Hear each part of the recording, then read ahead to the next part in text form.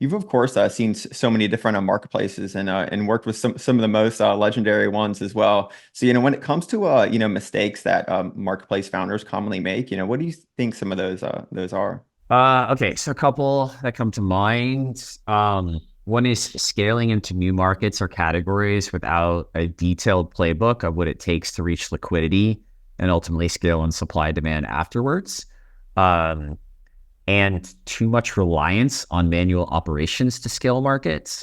Uber was the exception to the rule of how to scale markets, not the rule of how to manage individual markets with all these local people. It's too expensive.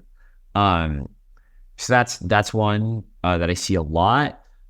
The other is trying to simplify growth of a marketplace into one metric. You're like, oh, well, like the only thing that matters is matching supply and demand. It's like, no. You need to understand a large constellation of metrics, understand the trade-offs between them. They all need to be filtered by geo, category, acquisition channel, et cetera, to make sure you're making the right, decisions for your business that will create long-term growth, not just short-term growth.